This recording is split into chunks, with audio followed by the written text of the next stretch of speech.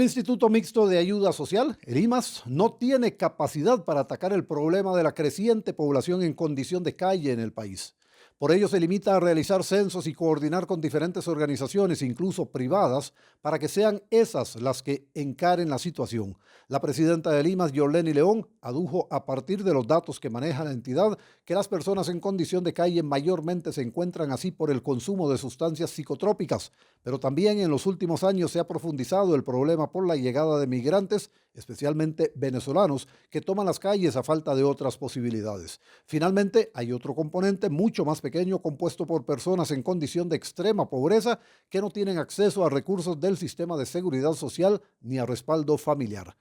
No es por un tema de pobreza, están ahí porque es tal el nivel de consumo que entonces terminan abandonando sus hogares y ubicándose en esas condiciones de precariedad para seguir su dinámica, añadió León. En el caso de los migrantes dice que muchas veces les brindan la alimentación porque están en tránsito, mayoritariamente haciendo alguna recolecta de dinero o tratando de recuperarse del paso por la selva en el denominado Tapón de Darién, en el sur de Panamá. Las estimaciones oficiales indican que cerca de 7,000 personas, la mayoría de ellas hombres, viven en las calles alrededor del país. Pero más allá de conocer el dato, a partir de un censo al que también contribuyeron iglesias evangélicas y católicas, la Fuerza Pública y la Caja Costarricense de Seguro Social, no hay ninguna política pública definida. Ya confrontada con el tema por parte de Despertar.cr, la funcionaria apuntó que una de sus aspiraciones es tener al menos una organización por cantón que atienda a la población. Hay organizaciones que atienden niños, otras que atienden adultos mayores, pero no hay muchas para las poblaciones de la calle, reflexionó la funcionaria y le lanzó una alerta al IAFA en el sentido de que se debe trabajar aún más fuerte en los programas de prevención para evitar el uso de drogas. La presidenta de la Comisión de Asuntos Hacendarios de la Asamblea Legislativa, Paulina Ramírez, señaló que en el último corte de la gerencia financiera de la Caja Costarricense de Seguro Social, la deuda del gobierno con esa entidad ascendió a 3.937.009,3 millones de colones. Sí, así como lo oyen, estamos hablando de casi 4 billones de colones. Según la legisladora del Partido de Liberación Nacional, la curva del endeudamiento estaría creciendo a un ritmo de 55,000 millones mensuales, por lo que a la fecha estaría por encima precisamente de los 4 billones, ya que el corte de la información es a junio del presente año. Los datos los recibió de la Caja en el marco de la discusión del proyecto del presupuesto nacional para el 2025, según señaló. Ramírez criticó que existe poca voluntad por parte del Poder Ejecutivo por frenar ese ritmo descomunal, de lo que se debe a la institución más emblemática. Básicamente se dedican a girar lo que incluimos en los créditos de apoyo presupuestario, dijo la legisladora. Se basó en información suministrada por Andrés Sánchez, director financiero contable de la Caja, donde se establece que de la deuda acumulada del Estado con la Caja al 30 de junio del 2024, el 82,59% corresponde al seguro de salud y solamente el 17,41% al seguro de invalidez, vejez y muerte. El incremento en las concentraciones de partículas contaminantes afecta de manera importante la calidad del aire que se respira en San José. Esa contaminación es a tal punto que la situación se ha tornado crónica porque todos los días la población está expuesta a concentraciones medianamente altas de esas partículas. La afectación del aire es producto de que en San José opera un sistema de transporte ineficiente.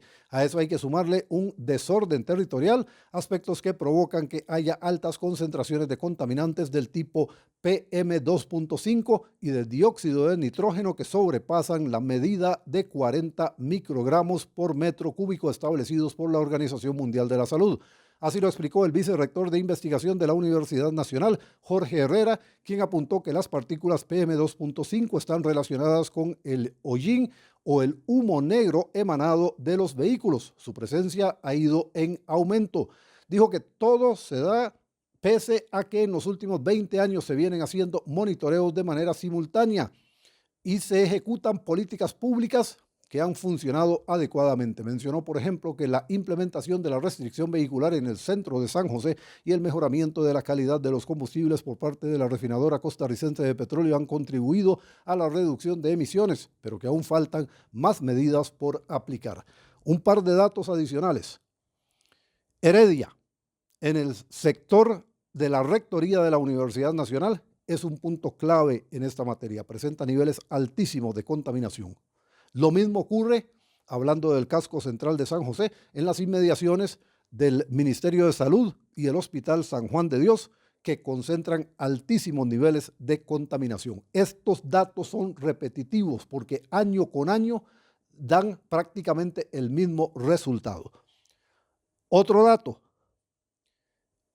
En esta oportunidad se detalla en el informe que mucho del problema, pese a que se menciona transporte público, no viene por el transporte público, porque antes se decía que el estado de los buses y el uso del diésel contribuía notablemente a esta situación. Sin embargo, esta vez el estudio determina que el mayor porcentaje de esos niveles de contaminación viene de los vehículos de uso individual, es decir, de los carros particulares. Son dos datos muy importantes a tomar en cuenta en relación con este estudio. Los magistrados de la Sala Constitucional rechazaron de plano un recurso de amparo presentado por una colegiala contra el voto de censura emitido por la Asamblea Legislativa contra la ministra de Educación Pública, Ana Caterina Müller. La estudiante, que es menor de edad, interpuso el recurso de amparo contra la Asamblea Legislativa.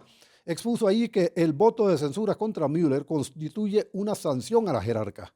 Considera que ello atenta contrario al respeto hacia la ministra y carece de fundamentación, pues no se indicaron los motivos de dicho acto. Arguye que tal decisión tiene tintes de venganza política, según el expediente constitucional. Pese a que dice comprender que la Asamblea puede ejercer control político, la menor consideró que para sancionar a un funcionario se deben tener razones y argumentos sólidos. Por considerar que es un asunto que no es de resorte de la Sala Constitucional, los magistrados rechazaron la gestión de plano. No corresponde a la Sala, a través de la vía sumaria del recurso de amparo, determinar la lógica y agenda parlamentaria para analizar si existió mérito o no para la emisión del voto de censura, resolvieron los magistrados. Les digo una cosa, yo realmente quisiera ver si esa estudiante fue la que tuvo la iniciativa de plantear ese amparo, si ella lo redactó, si ella lo llevó a la Sala Constitucional o si alguien la está utilizando para ese efecto. Me parece que si fuese lo último, sería una situación muy, muy, muy peligrosa, la verdad. Ciertamente hay que recordar, para presentar un recurso de amparo solo se necesita papel y lápiz. No hay formalidades a ese respecto.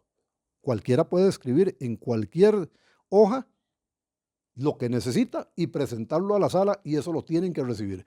Entonces, no es por esa circunstancia que estoy señalando esto, pero me gustaría realmente entender y saber si fue una menor de edad la que hizo esa presentación ante la sala efectivamente o, insisto, si alguien la utilizó para ese efecto.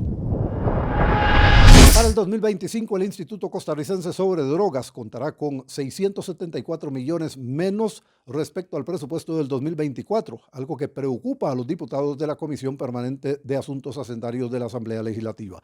Así se lo hicieron saber a la titular del Ministerio de la Presidencia, Laura Fernández, y a la directora general adjunta del ICD, Eldren Solórzano. Para la presidenta de la comisión y diputada del Partido Liberación Nacional, Paulina Ramírez, es preocupante que se den estos recortes, ya que las necesidades siguen estando allí. ¿Por qué acudir a recortes en temas tan importantes que son para hoy prioritarios y deberían ser prioritarios en nuestro país?, reflexionó la diputada del Partido Liberación Nacional. Para el próximo año, el Ministerio de la Presidencia contará con un presupuesto de 11.599 millones de colones, cifra que es 888,9 millones menor en comparación al de este año. A pesar de ese escenario, Fernández aseguró que la calidad de la prestación de servicios de seguridad ciudadana no se verá afectada. Cabe recalcar que, además del ICD, este ministerio también gira presupuesto a la Dirección de Inteligencia y Seguridad Nacional, a la Unidad Especial de Intervención y a la Administración Superior. El Consejo Nacional de Supervisión del Sistema Financiero acordó extender el plazo del proceso de intervención de la financiera Decifin S.A. hasta el próximo 13 de octubre. Según detalló CONACYF, la ampliación se otorgó debido a 3 razones. La primera, Es imprescindible, al momento de la decisión que se adopte, disponer de información precisa y actualizada al cierre de agosto, ya que de momento se cuenta con información preliminar. La segunda, la interventoría requiere los plazos y requisitos establecidos para convocar a una asamblea de accionistas para la presentación de un plan de regularización de la entidad, el cual debe subsanar todas las irregularidades identificadas que sustentaron la intervención.